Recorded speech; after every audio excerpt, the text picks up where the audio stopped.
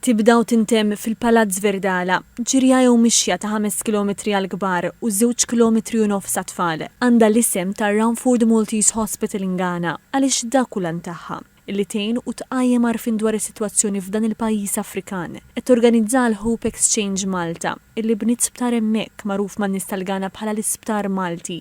L-bżonnijiet iżda ma jieqfu qatt, kif spjega d-direttur Nicole Baldacchino. Il-bżonnijiet li dejjem jikbru tal-isptar, speċjalment fejn jidħlu l-ommijiet u t-tfal.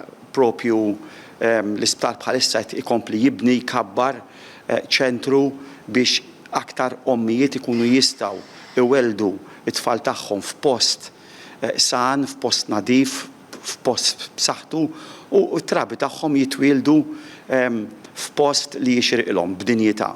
Jgħin fl-organizzazzjoni ta' din il-maratona hemm Joe Mikallef, l-organizzatur tal-Maratona ta' Malta. Jista' jidħol għaliha kulħadd b'livell ta' xi ħadd li huwa trejnjat, xi ħadd li jħobb ta' xejn mixja, ħaġa ġdida li qatt ma saret Malta sa fejn nafin hija li din il-ġirja ħatibda u tispiċċa mill-Verdala Palace.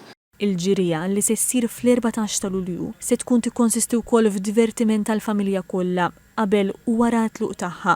Se jingħataw medalji kommemorattivi lil kull parteċipant kif ukoll trofej lir-rebbieħa ta' kategoriji differenti.